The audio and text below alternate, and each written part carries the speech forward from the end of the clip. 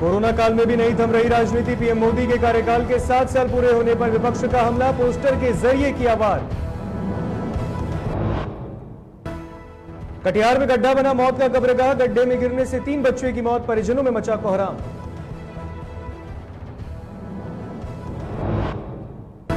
Oxygen cylinder और remdesivir की कालाबाजारी को लेकर पुलिस ने कसा नकेल, दिल्ली की स्पेशल पुलिस ने कालाबाजारी मामले में भागलपुर से महिला को किया गिरफ्तार।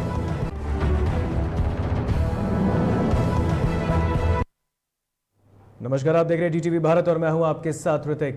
बुलेटिन की शुरुआत करेंगे। देश में कोरोना संक्रमण के दौरान अनाथ हुए बच्चों के लिए केंद्र सरकार के साथ ही अब बिहार सरकार ने भी दरियादिली दिखाई है, जिसको लेकर मुख्यमंत्री नीतीश कुमार ने ट्वीट कर जानकारी दी है। उन्होंने कहा कि वैसे बच्चे या बच्चियों जिनके माता पिता दोनों की मृत्यु हो गई, जिनमें कम से कम एक की मृत्यु कोरोना से हुई है, उनको बाल सहायता योजना अंतर्गत राज्य सरकार द्वारा 18 साल तक होने तक 1500 रुपए प्रति माह दिया जाएगा। जिन अनाथ बच्चे या बच्चियों के अभिभावक नहीं है, उनकी देखरेख बाल गृह में की जाएगी। ऐसे अनाथ बच्चियों का कस्तूरबा गांधी बालिका आवासीय विद्यालय में प्राथमिकता पर नामांकन कराया भी जाएगा।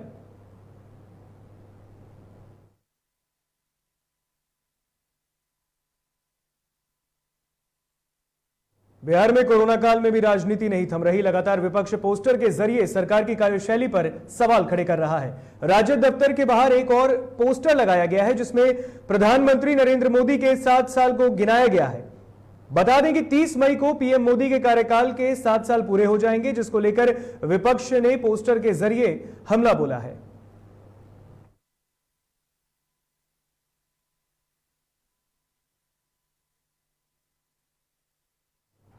कोरोना संक्रमण के दौरान एक्चुअल नहीं, ट्विटर और वर्चुअल माध्यम से अपनी सक्रियता दिखाने वाले नेता प्रतिपक्ष तेजस्वी यादव पर बीजेपी ने हमला बोला। इस दौरान बीजेपी प्रवक्ता सहपाठी के ओबीसी मोर्चा के राष्ट्रीय महामंत्री निखिल आनंद ने कहा कि दिल्ली में बैठकर लगातार ट्विटरबाजी के कारण अब नेता प्रतिपक्ष की गंभीरता खत्म हो रही है। तेजस्वी यादव जी की ट्विटरबाजी के कारण उनको अब लोग सीरियसली लेना भी छोड़ देंगे। तेजस्वी यादव जी दिल्ली में ऐशो आराम फरमा रहे हैं और ट्वीट करके कुछ ऐसी बातें कहना चाहते हैं, करते दिखाना चाहते हैं, जिससे वे सुर्खियां बटोर सके। बिहार सरकार कोविड वैक्सीनेशन को लेकर के, जांच को लेकर के पूरी तरह से संकल्पित है और सतत प्रयत्नशील है।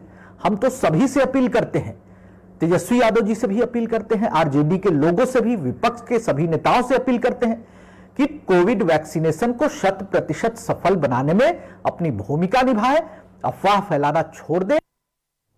कोरोना संक्रमण के बढ़ते आंकड़ों के बीच बिहार के पथ निर्माण मंत्री नितिन नवीन के द्वारा अपने विधानसभा क्षेत्र के किदवईपुरी श्री कृष्ण नगर मोहल्ले में सैनिटाइजेशन का काम करवाया गया। इस दौरान स्थानीय विधायक और बिहार के मंत्री नितिन नवीन के द्वारा भेजी गई सैनिटाइजेशन करने वाली खास तरह की गाड़ी ने पूरे मोहल्ले में संक्रमण से बचाव को लेकर दवाओं का छिड़काव किया। तो तस्वीरें हम आपको पटना के श्री कृष्ण नगर की दिखा रहे हैं, जहां पर स्थानीय विधायक नितिन नवीन के द्वारा यहां पर सैनिटाइजेशन का काम कराया गया है। आप तस्वीरों में देख सकते हैं, पटना म्युनिसिपल कॉर्पोरेशन की गाड़ी है, जिससे पूरे इलाके में सैनिटाइजेशन का काम करवाया जा रहा है। यानी कि कोरोना के रोकथाम को लेकर बिहार सरकार के मंत्री नितिन नवीन और स्थानीय विधायक भी हैं यहां से, उनके द्वारा सैनिटाइजेशन का काम करवाया जा रहा है। दिल्ली पुलिस की स्पेशल सेल ने ऑक्सीजन सिलेंडर और रेमडेसिविर इंजेक्शन की कालाबाजारी को लेकर भागलपुर में एक महिला को गिरफ्तार किया है। गिरफ्तार महिला को जिले के व्यवहार न्यायालय में पेश कर ट्रांजिट पर लेने की प्रक्रिया प्रारंभ भी कर दी गई है। महिला की पहचान सरिता देवी के रूप में की गई है, जो कि मजदूरी का काम करती है। दिल्ली साइबर सेल के सब इंस्पेक्टर करणवीर ने बताया कि 1 महीने पूर्व एक व्यक्ति ने दिल्ली में ऑक्सीजन सिलेंडर और रेमडेसिविर दवा की कालाबाजारी को लेकर लाखों रुपए की ठगी करने का मामला दर्ज कराया था, जिसके बाद दिल्ली पुलिस की जांच में पता चला कि आरोपी महिला सरिता देवी के खाते में पिछले 3 महीने में करीब 90 लाख रुपए का ट्रांजैक्शन हुआ है।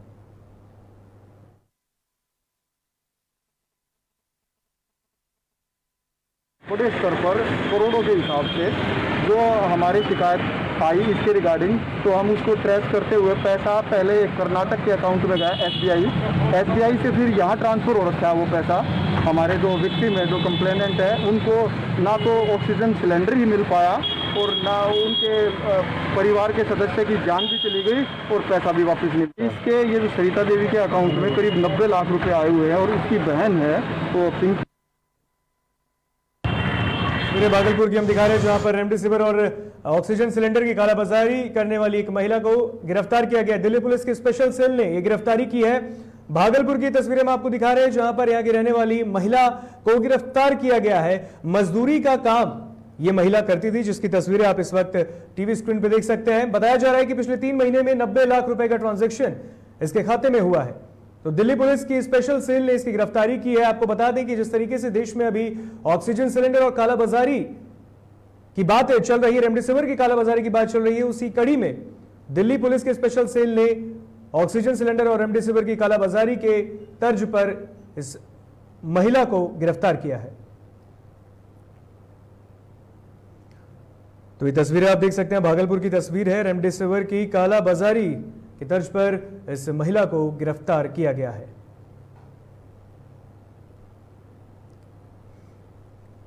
हाजीपुर सदर अनुमंडल क्षेत्र के अंतर्गत बिदुपुर प्रखंड के मंसूरपुर गांव में 2 गुट आपस में भिड़ गए, जिसका वीडियो सोशल मीडिया पर वायरल हो रहा है। दरअसल राघोपुर विधानसभा क्षेत्र के मंसूरपुर गांव में कोरोना काल में 1 माह में 17 लोगों की मौत हुई, जिसके बाद जन अधिकार पार्टी के कार्यकर्ता डॉक्टर के साथ दवा का वितरण और सैनिटाइजेशन का छिड़काव करने के लिए गांव पहुंचे।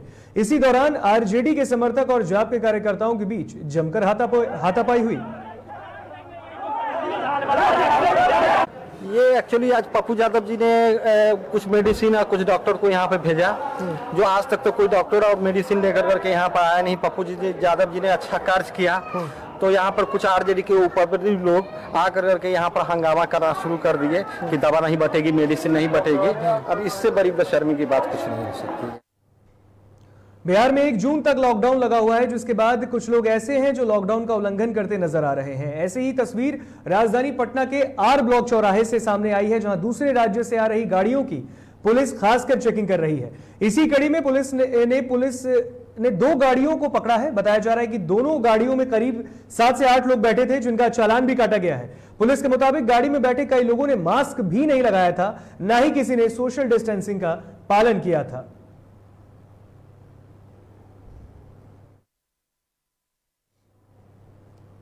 समस्तीपुर जिले के विभूतिपुर के माकपा विधायक अजय कुमार पर अज्ञात लोगों ने हमला कर दिया है। जिस समय विधायक पर हमला किया गया, उस वक्त वो बंगाली टोला स्थित पार्टी कार्यालय में थे। जानकारी के मुताबिक 1 दर्जन लोगों ने ईंट और पत्थरों से कार्यालय पर हमला किया है। इतना ही नहीं, कार्यालय के बाहर खड़ी विधायक की गाड़ी को भी क्षतिग्रस्त किया गया है। इस हमले में विधायक के बॉडीगार्ड को भी चोटें आई हैं। सूचना मिलने के बाद मौके पर पहुंची पुलिस ने एक व्यक्ति को हिरासत में लिया है और थाने लाकर फिलहाल उससे पूछताछ की जा रही है।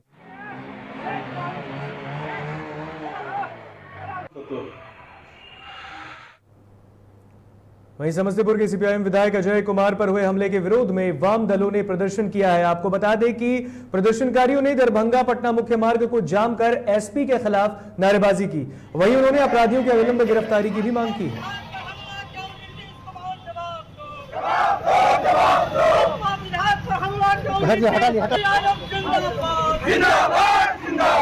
ये मामला तो है कि रात में मेरे ऊपर पार्टी ऑफिस में 11:15 बजे रात को हमला हुआ।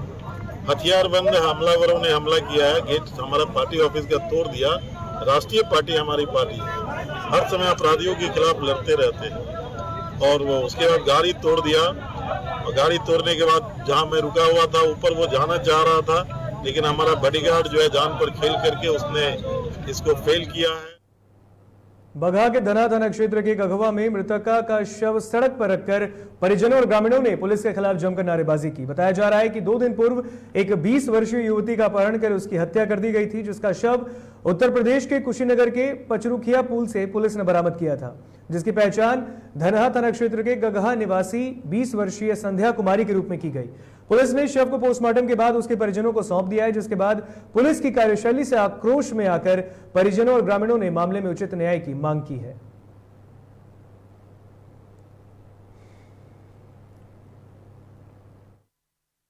टाइगर इधर पूरा लोग के गिरफ्तारी नाला जगना भाभी अगर छोटी बात छोड़ लगे रहू ताले हमने के 1 बजे करीब जब हमने बाथरूम जाए खातिर हम उठी अरे बहन के उठावी लाइट देखा जब भूता बजे लाइट बरू चपे जो है खातिर तारे भाभी के हाथ गोर मुंह पार के चौकी के नीचे ढकेल दिया रहे ओकरा बाद से जंगला खुलल रहे तो भाभी गया जिले में बाइक सवार अपराधियों ने एक व्यक्ति की गोली मारकर हत्या कर दी। घटना के बाद आक्रोशित ग्रामीणों ने सड़क जाम कर नारेबाजी की है। इस दौरान आक्रोशित परिजनों ने कई राहगीरों के साथ भी मारपीट की। घटना जिले के डुमरिया थाना क्षेत्र की है। बताया जा रहा है कि मृतक नक्सली नेता गौतम पासवान का भाई था।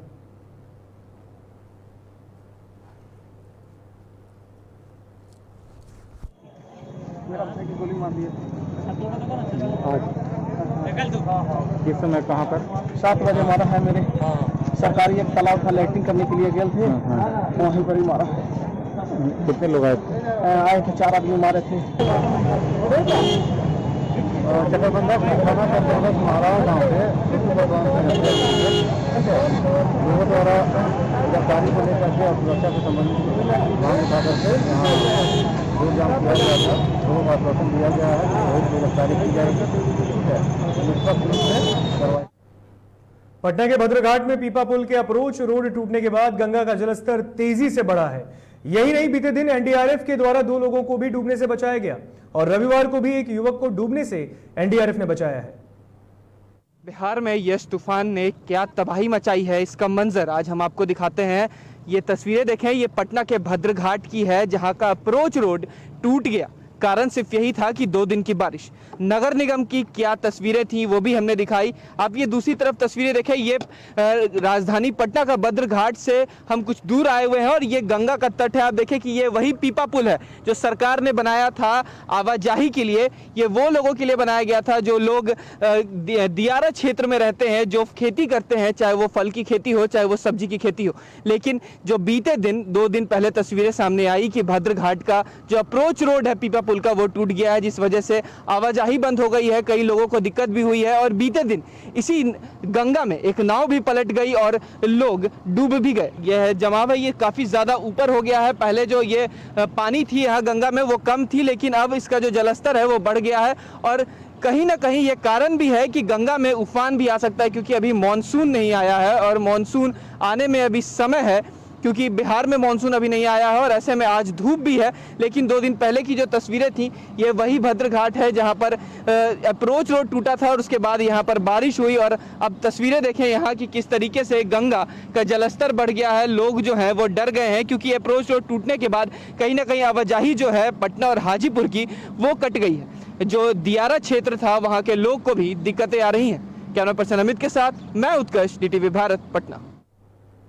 पटना के भद्रघाट पर एनडीआरएफ के द्वारा एक नाबालिग की भी जिंदगी बचाई गई है। बताया जा रहा है कि यह नाबालिग पीपा पुल से पटना की ओर आ रहा था। उसके हाथ में फल था जो उसके हाथ से गिरकर गंगा नदी में जा गिरा, जिसे बचाने के क्रम में नाबालिग भी पानी में जा गिरा, जिसके बाद अफरा तफरी का माहौल बन गया। वहीं आनंद फानन में एनडीआरएफ की टीम द्वारा उस नाबालिग को रेस्क्यू किया गया है। हमारे को सिविलियन द्वारा सूचना मिली गई कि एक सिविल आदमी पीपा पुल के पास से बह गया। हमने समय ना गवाते हुए विदिन 2 मिनट के अंदर एक्शन करके इसको महावीर घाट के आगे बीच गंगा धारा से लाइव रेस्क्यू करके बाहर निकाला, सुरक्षित बाहर निकाला। हाल ही में आए यास तूफान के कारण प्रदेश में कई दिनों तक लगातार हुई बारिश से किसान परेशान हो गए हैं। वहीं अपने नुकसान को लेकर पटना सिटी में किसानों ने सरकार से सहयोग करने की मांग की है। अन्यथा किसानों ने कहा कि अगर सरकार उनका सहयोग नहीं करेगी तो वो आत्मदाह करने को मजबूर हो जाएंगे। दरअसल पटना सिटी के दीदारगंज में हजारों एकड़ खेतों में जल जमाव हो गया है। वहीं इस प्री मॉनसून बारिश के कारण खेत में हुए जल जमाव में लाखों का नुकसान हुआ है।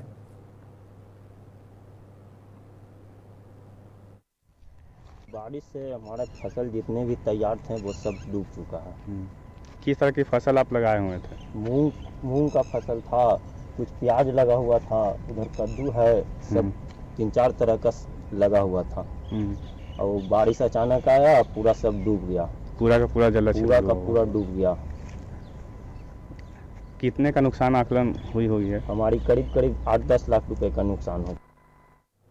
खबरें आगे और भी, लेकिन यहाँ रुकेंगे एक छोटे से ब्रेक के लिए।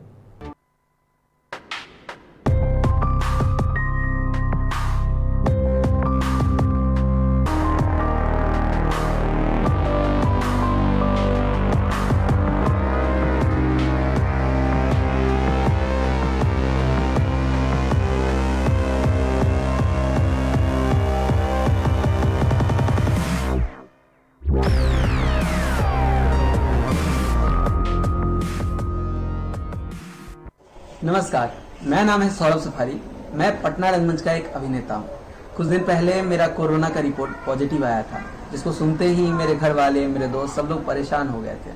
ऐसी स्थिति में मैं घबराते हुए नहीं बल्कि हौसले से और समझदारी से काम लेते हुए डॉक्टरों की सलाह पर घर में ही रह करके खुद का इलाज किया और सारी सुविधाएं ली और दिन में 3 बार भाप लिया और जो भी चीज़ होता है इन चीज़ों पे संयम रखा और इन चीज़ों का काम किया। तब जा करके मेरी स्थिति में सुधार हुआ और आज मैं कोरोना निगेटिव। हाँ, मैंने कोरोना को हराया है। आप भी हिम्मत रखिए, हौसला रखिए, अपनों का सहयोग लीजिए और कोरोना पे जंग जीतिए। धन्यवाद।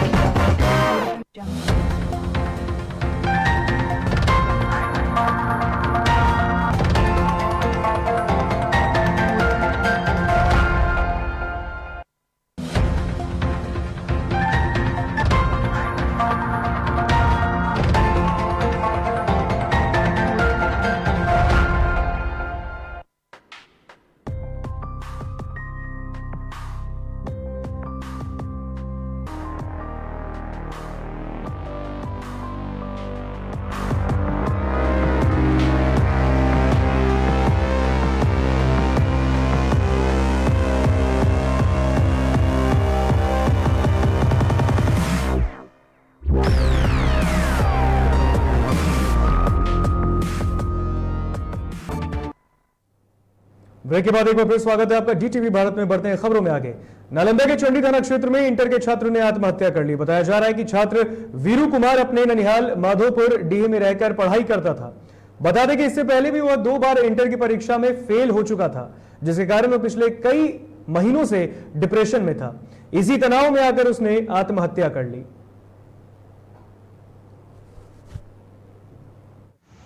होली के पहले आए थे, पढ़ाई लिखाई करता है, 1-2 महीने से नहीं है अभी तक। अच्छा। पहले से थोड़ा पढ़ाई लिखाई का तनाव में था, टेंशन बनी रहा था पहले ही से, मतलब कि 1-2 बार फेल हो गया है पढ़ाई लिखाई में, तो उसका दुश्मन से भी टेंशन हो सके। अच्छा। और तो विशेष बात नहीं है। तो कैसे ही किया ये तो कि रात को सब सही है, ठीक है, बात भी तो हो ही रहा है, सब चीज़ सही है। सवेरे जब गया घर में झाड़ू लगाने लेडीज तब देखा कि लटका हुआ पंखा में। कटिहार में एक दर्दनाक हादसा हुआ है जिसने 3 मासूमों की जान ले ली। मामला आजमनगर थाना क्षेत्र के श्रीकौल गांव का है, जहां खेत में खेलने के दौरान 3 बच्चों की गड्ढे में गिरने से मौत हो गई। बताया जा रहा है कि लगातार हो रही बारिश के कारण गड्ढा भरा हुआ था, जिसने तीनों बच्चों की डूबने से मौत हो गई। फिलहाल तीनों बच्चों के शव को बाहर निकाला गया है।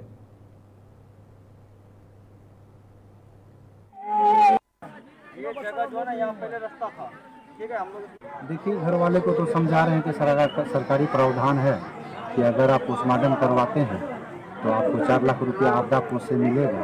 आप देखते हैं घर वाले का क्या रिजल्ट है। उन्हीं लोग का जो है इसका इंतजार कर रहे हैं तो इन लोगों का आदेश होता है।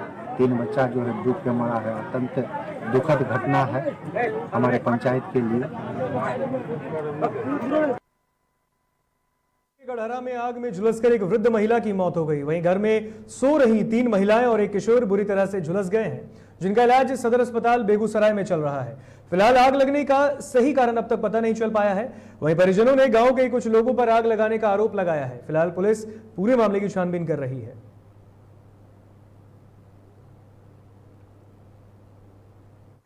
हम कुछ जानबे नहीं करते। हम लोग सोए थे आग लगा गेट के सामने से हम निकल पाए नहीं है न, कौन लगाया कैसे लगा कुछ हम देखबे नहीं किए। कोई कारण है, किसी से कोई विवाद भी था? हमको मोहल्ला टोला में किसी से विवाद नहीं, एगो हेसमेंट से झगड़ा था। नवादा जिले के मुफस्सिल थाना क्षेत्र के नहर पर एक वाहन की चपेट में आने से एक युवक की घटनास्थल पर ही मौत हो गई।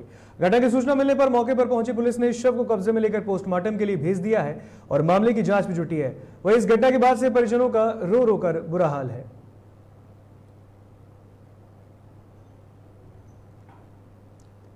पटना सिटी में वरीय पुलिस अधीक्षक के निर्देशानुसार अपराध पर अंकुश लगाने के लिए शराब, जुआ और गैसिंग सेंटर के अड्डे पर पुलिस की टीम छापेमारी कर रही है और इसी दौरान पटना सिटी के आलमगंज थाना क्षेत्र के गायघाट स्थित लोहा गोदाम में पुलिस ने गैसिंग और जुआ खेल रहे 5 लोगों को गिरफ्तार किया है।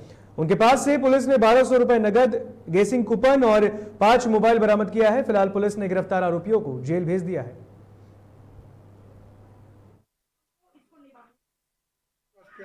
जो पदाधिकारी थे उनको गुप्त सूचना मिली कि लोहा गोदाम के पास अवैध रूप से जुआ खेला जा रहा है।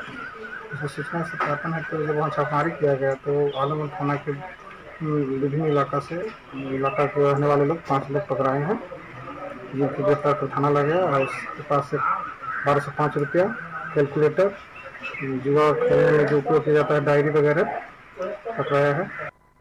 लखीसराय सदर थाना क्षेत्र में पुलिस को शराब माफियाओं के खिलाफ बड़ी सफलता हाथ लगी है। पुलिस ने गुप्त सूचना के आधार पर बलगुदर गांव के एक राइस मिल के पास झाड़ी में छिपा कर रखे गए 168 बोतल विदेशी शराब बरामद किया है। वहीं शराब माफिया मौके से फरार होने में कामयाब हो गए। वहीं पुलिस फरार शराब माफियाओं की तलाश में जुटी है।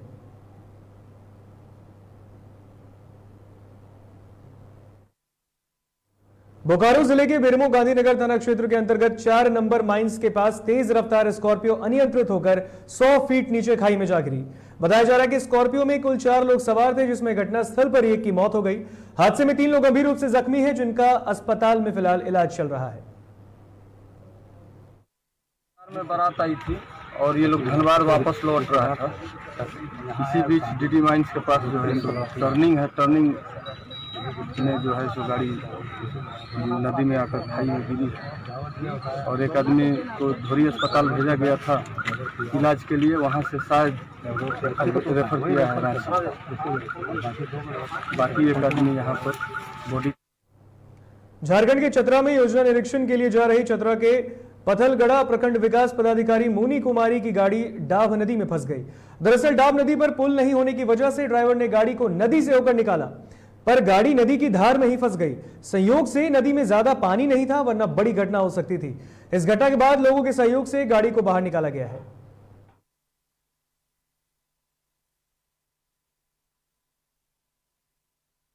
बोकारो जिले के गोमिया प्रखंड के वामपंथी दल माले के प्रखंड सचिव राकेश कुमार ने पूर्व मध्य रेलवे के महाप्रबंधक को पत्र लिखकर धनबाद रेल मंडल के अंतर्गत गोमिया रेलवे स्टेशन के निर्माण कार्य में भारी अनियमितता की जानकारी दी है। इस दौरान उन्होंने पत्र लिखकर इसकी उच्च स्तरीय जांच और गुणवत्तापूर्ण स्टेशन निर्माण की मांग की है। उन्होंने निर्माण में घटिया सामग्री का इस्तेमाल हो रहा है और गुणवत्ता को ताक में रखकर निर्माण कार्य करने की बात कही है। गोमिया रेलवे स्टेशन में स्टेशन निर्माण का कार्य पिछले दिनों से चल रहा है। उस स्टेशन के निर्माण कार्य में घटिया सामग्री का उपयोग हो रहा है और गुणवत्ता को ताक पर रखा जा रहा है। हमने इसकी शिकायत पिछले दिनों फरवरी माह में धनबाद रेल मंडल के मंडल प्रबंधक को की थी, परंतु 2-3 महीने बीत जाने के बाद भी इस पर कोई कार्रवाई नहीं। फिलहाल खबरों में इतना ही। यहां हमें दीजिए इजाजत। देखते रहिए DTV भारत। नमस्कार।